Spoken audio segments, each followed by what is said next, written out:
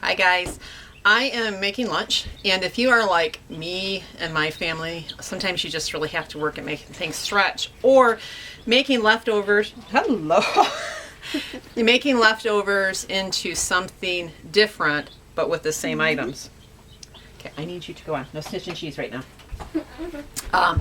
We all have this limited budget when it comes to putting food on our table, and if you're not growing it, and even if you are growing it, I mean, everyone that grows their food that says you save so much money by doing it.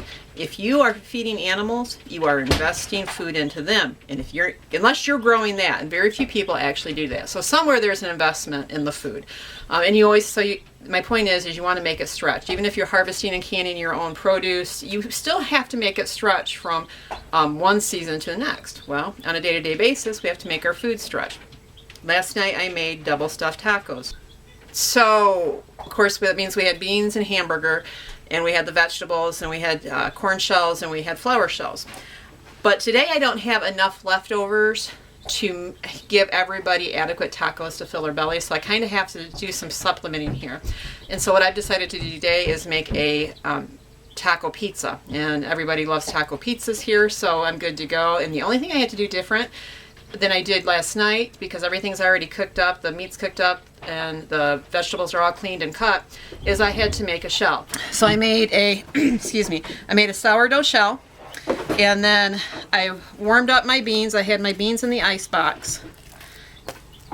Now I don't have the hamburger in my beans because, like I said, I did double stuffed tacos, so that when I do double stuffed tacos, I keep them separate.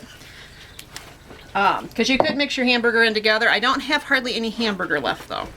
So the beans go on first, and then I have, I say beans, the refried beans, and I have hamburger, and I'm just going to sprinkle the hamburger around, and this of course is seasoned with taco seasonings, cumin, salt, pepper, paprika. You can always put garlic in it.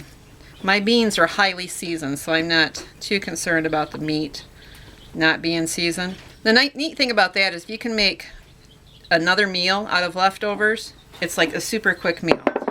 Then I'm going to put the lettuce on top. I got a mixed lettuce here. You can always do this if you got real finicky eaters. You can cut your slices up first and then let them pick their toppings. Tomatoes, you can put onions on it. I'm not putting onions on it today. If you have green peppers, you can put some green peppers on it. I'm just taking leftovers from last night. No extras.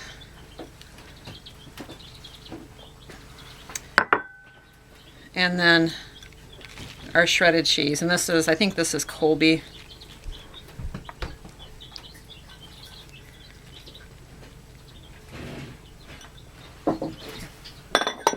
So all in all today, lunch took me like maybe, I had to put the dough together, and of course out of that, I got, besides my pizza crust, I got a loaf of bread to go for us for later today. I got 4 guys. I only got 4 guys. Who would I lose? I got 5 guys. 3 are full-fledged adults, hard workers. You guys heard me say this before. They need rib sticking food to them. This one pizza, if you have a house full of girls, it'd be more than enough. But in my home, 1 guy can eat 1 by himself, which of course is not always an option. So to help stretch, I went ahead and made another sourdough crust, pizza sauce, and just a cheese pizza to help supplement the two. I'm going to be doing a video here soon in the future on homemade pizzas, of course with meat and vegetables and all those good things, but this one I just threw together real quick to help offset the taco pizza. So hope this was helpful to somebody.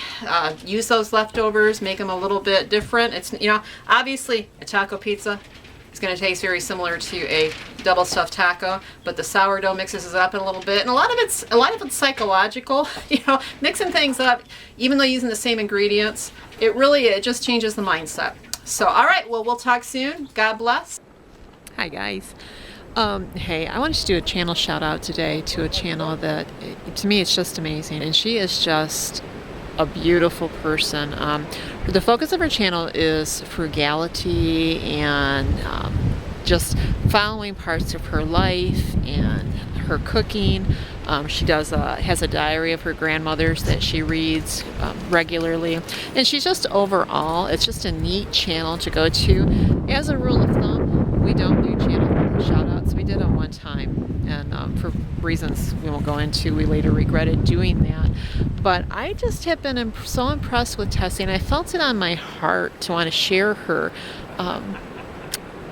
Because she's just got something special going on there, guys, and her spirit resonates through her videos. There is an innocence and a sincerity and a beauty about her that it's rare. It's rare. So I've got a trailer coming on that she put together.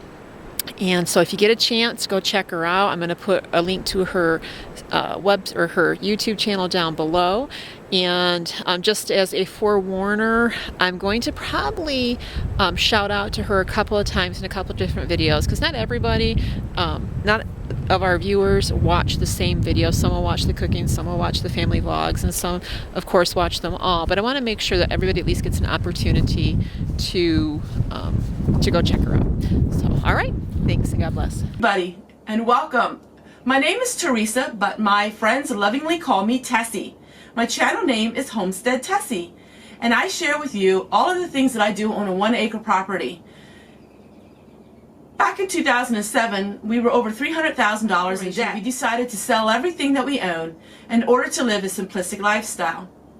You find me sitting in my canning garage. This was actually a garage that was filled with junk, and I transformed it into a canning garage where a lot of my videos will be shared this summer. I share about candle making, lye soap. I also share about living a debt-free life, living a simplistic life. All of this with a Christian perspective on things. I share about all kinds of things about simple living. Every Sunday I have a heart-to-heart, which I share about my heart and topics and subjects that affected me that week. But all of my heart-to-hearts are based on Christian belief and faith. Thank you for giving me a moment to share a little bit about my life and my channel. I'm also going to share with you about raising chickens and all kinds of things. You know, you don't have to have the expensive farm in order to homestead.